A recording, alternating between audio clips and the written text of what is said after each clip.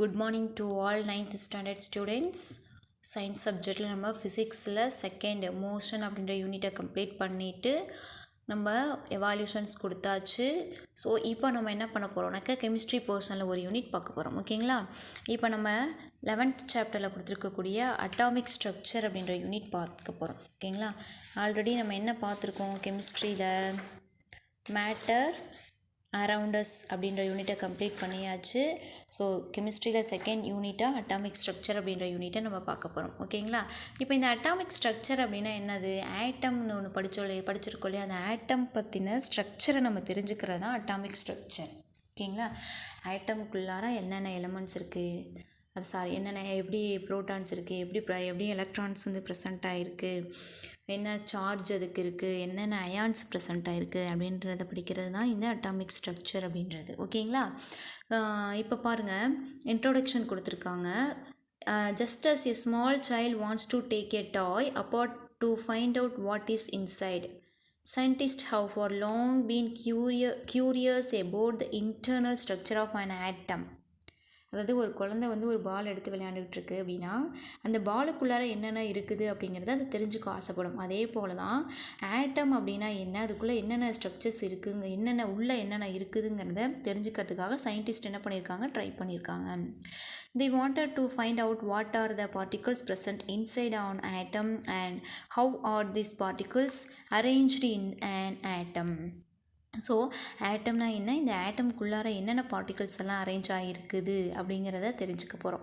For explaining this many scientist proposed various atomic models. So இந்த ஆட்டம்ஸ்குள்ளார இருக்கக்கூடிய அந்த particles எல்லாத்தையுமே வந்து கண்டுபிடிக்கிறதுக்கு நிறைய சயின்டிஸ்ட் என்ன பண்ணியிருக்காங்க, ரிசர்ச் பண்ணி பார்த்துருக்காங்க. We have learnt Dalton's atomic theory and J.J. Thomson's model in class 8th standard. நம்ம 8th ஸ்டாண்டர்ட்லேயே Dalton's atomic தியரியும் J.J. Thomson's மாடலும் நம்ம என்ன பண்ணியிருக்கோம், learn பண்ணியிருக்கோம். Now we will learn about subatomic particles and the other atomic models to explain how these particles are arranged within an atom. So நம்ம அதெல்லாம் தெரிஞ்சிருக்கோம். இப்போ நம்ம ஆட்டம்குள்ளார என்னென்ன பார்ட்டிகல்ஸ் எப்படி அரேஞ்ச் ஆகிருக்குங்கிறத நம்ம என்ன பண்ண போகிறோம், தெரிஞ்சுக்க போகிறோம். ஓகேங்களா? இப்போ 11.11 என்ன கொடுத்துருக்காங்க, டிஸ்கவரி ஆஃப் நியூக்ளியஸ் கொடுத்துருக்காங்க. இப்போ ஆட்டம்குள்ளார இருக்கக்கூடிய நியூக்ளியஸை அப்படி கண்டுபிடிக்கிறது யார் கண்டுபிடிச்சாங்கிறத நம்ம பார்க்க போகிறோம். இன் 1911 Lord Rutherford, a scientist from நியூசிலாண்டில் இருக்கக்கூடிய ரூதர்ஃபோர்ட் அப்படின்ற ஒரு சயின்டிஸ்ட் வந்து performed his famous experiment of bombarding a thin gold foil with very small positively charged particles called alpha particles. இந்த ரூதர்ஃபோர்ட் அப்படின்றவர் என்ன பண்ணியிருக்காங்கன்னா கோல்டு ஃபாயில் எடுத்திருக்காங்க. அதாவது ஒரு தங்க தகடுன்னு சொல்லுவாங்க இல்லையா, அந்த தங்க தகடை எடுத்து ஆல்ஃபா பார்ட்டிகல்ஸ், அதாவது பாசிட்டிவ் சார்ஜில் இருக்கக்கூடிய ஆல்ஃபா பார்ட்டிகல்ஸை எடுத்து என்ன பண்ணியிருக்காங்க, பாம்ப் பண்ணியிருக்காங்க, அதாவது உடைக்க ட்ரை பண்ணியிருக்காரு. He selected a gold foil because he wanted a thin layer as possible and gold is the most malleable metal. அது மட்டும் இல்லாமல் இவர் என்ன பண்ணிட்டாரு, அந்த கோல்டு ஃபாயில் வந்து ரொம்ப மெலிஸாக இருக்கும். அது மட்டும் இல்லாமல் இந்த கோல்டு அப்படின்றது எப்படி இருக்குமா, பார்க்குறதுக்கு ரொம்ப மெல்லேபிளாக இருக்கும். நம்ம எந்த கோல்டு அப்படின்றத நம்ம எந்த சைஸுக்கு வேணும்னாலும் நம்மளால் என்ன பண்ண முடியும், மாற்றி வடிவமைச்சுக்க முடியும் இல்லைங்களா? அந்த மாதிரி ஒரு மெலிசாக இருக்கக்கூடிய ஒரு கோல்டு ஃபாயில் என்ன பண்ணியிருக்காங்க, எடுத்திருக்காங்க எக்ஸ்பெரிமெண்ட்டுக்கு. ஹி அப்சர்வ் தட், அதில் வந்து இவர் என்னத்தை அப்சர்வ் பண்ணியிருக்காங்கன்னா, most of the alpha particles passed straight through the foil. அந்த கோல்டு ஃபாயில் வந்து ரொம்ப மெலிசாக இருக்கிறதுனால ஈஸியாக அந்த ஆல்ஃபா பார்ட்டிகல்ஸ் எல்லாமே என்ன ஆயிடுச்சு, அதுக்குள்ளார வழியாக பாஸ் ஆகி வெளியில் வந்துருச்சு. Some alpha particles were slightly deflected from their straight path. some of rays வந்து ஸ்ட்ரைட் லைனில் போயிருச்சுன்னு சொல்கிறாங்க. எங்கள் பிக்சரில் பாருங்கள், ஒரு 6 இருக்குது, 6ல் வந்து 4 வந்து ஸ்ட்ரைட் லைனில் போயிருச்சு, 1 வந்து ரிஃப்ளெக்ட் ஆகி வெளியில் வந்துருச்சு, இன்னொன்று கொஞ்சம் கிராஸாக போயிருக்கு மாதிரி பிக்சர் காமிச்சிருக்காங்க. Very few alpha particles completely bounced back. ஒரு சில ஆல்ஃபா பார்ட்டிகல்ஸ் மட்டும் என்ன பண்ணிருச்சு, பேக் அடிச்சிருச்சு, பின்னாடி வந்துருச்சு. நெக்ஸ்ட் என்ன பிக்சர் பாருங்களேன், இங்கே இதுதான் வந்து அந்த ஃபாயில், கோல்டு ஃபாயில் ஒன்று வச்சுருக்காங்க பார்த்தீங்களா, அந்த தின் கோல்டு ஃபாயில்னு அங்கே பிக்சரில் கொடுத்துருக்காங்க ஒரு எல்லோ கலரில். இங்கே வந்து ரேடியம் சோர்சஸ்லேருந்து ஆல்ஃபா பார்ட்டிகல்ஸ் என்ன பண்ணுறாங்க, பாஸ் பண்ணுறாங்க. என்ன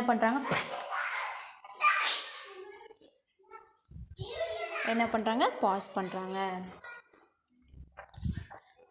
பாஸ் பண்ணும்பொழுது அந்த ஆல்ஃபா பார்ட்டிகிள்ஸ்குள்ளார அந்த ஆல்ஃபா பார்ட்டிகிள்ஸ் எல்லாமே என்ன பண்ணுது, சம் பார்ட்டிகிள்ஸ் வந்து ஸ்ட்ரைட் லைனில் பாஸ் ஆகுது, சம் வந்து பேக் அடித்து வெளியில் வந்துடுது, சில வந்து கொஞ்சம் லைட்டாக வந்து மாறி போகுதுன்னு சொல்லியிருக்காங்க இல்லையா, அதுதான். அடுத்தது later Rutherford generalised this results of alpha particles scattering experiment and suggested a model of the atom that is known as Rutherford atomic model. So இவர் என்ன பண்ணியிருக்காரு, அந்த ஆல்ஃபா பார்ட்டிகிள்ஸ் எடுத்து ஸ்கேட்டரிங்னு என்னது சிதைவடைக்கிறதுன்னு சொல்லுவாங்க இல்லையா, அந்த மாதிரி ஸ்கேட்டரிங் பண்ணியிருக்கக்கூடிய இந்த எக்ஸ்பெரிமெண்ட்டை தான் இவருடைய பேரிலேயே ரூதர்ஃபோர்ட் அட்டாமிக் மாடல் அப்படின்னு வச்சுருக்காங்களாம். ஓகேங்களா.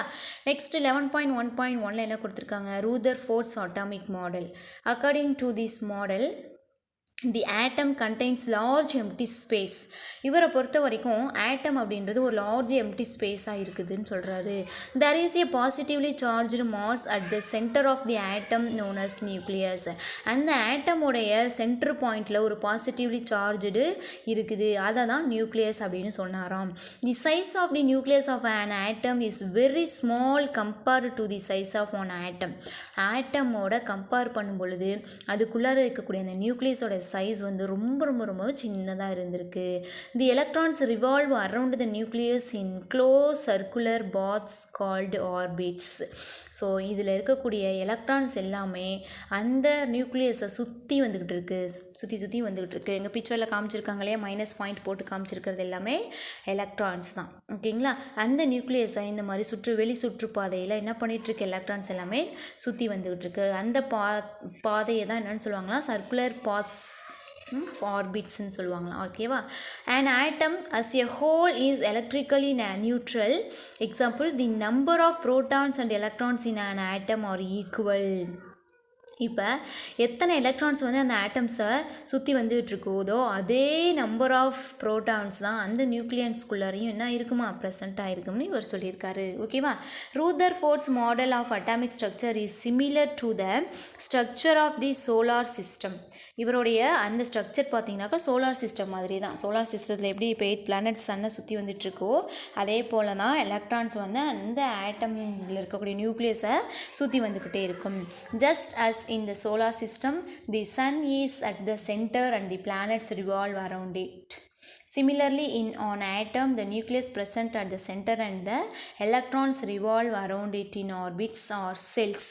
ஓகேவா. ஸோ அந்த சன்னை எப்படி எல்லா பிளானட்ஸும் சுற்றி வந்துட்டுருக்கோ அதே போல் தான் ஒரு ஆட்டம்னு எடுத்துக்கிட்டோம்னாக்கா அந்த ஆட்டமில் இருக்கக்கூடிய எலக்ட்ரான்ஸ் எல்லாமே அந்த நியூக்ளியஸை சுற்றி வந்துக்கிட்டு இருக்கு, அதோடைய பாதைகளில் என்ன பண்ணுது, சுற்றி வந்துட்டு இருக்குன்னு சொல்லியிருக்காங்க. ஓகேவா. நெக்ஸ்ட்டு லிமிடேஷன்ஸ் இன் ரூதர்ஃபோர்ட் மாடல். இவருடைய ரூதர்ஃபோர்ட் மாடலில் என்னென்ன வந்து டிஃபிகல்ட்டிஸ் இருந்துச்சு, என்னென்ன குறைபாடுகள் இருந்துச்சு அப்படின்றது தான் லிமிடேஷன் அப்படின்னு கொடுத்துருக்காங்க. According to electromagnetic theory, a moving electron should accelerate and continuously lose energy. இந்த எலக்ட்ரான்ஸ் வந்து சுற்றி வந்துக்கிட்டே இருக்கும் பொழுது அதில் எனர்ஜி என்ன பண்ணிக்கிட்டே இருக்கான், இழந்துருது. Due to the loss of energy path of electron may reduce and finally the electron should fall into the nucleus. அது என்ன பண்ணிடுது, அந்த எலக்ட்ரான்ஸ் வந்து சுற்றிக்கிட்டே இருக்கும் பொழுது தனக்கு இருக்கக்கூடிய அந்த எனர்ஜியை எல்லாத்தையும் லாஸ் பண்ணிக்கிச்சு அப்படின்னாக்க அது போய் நியூக்ளியஸில் என்ன பண்ணிடுதான், விழுந்துருதுன்னு சொல்கிறாரு.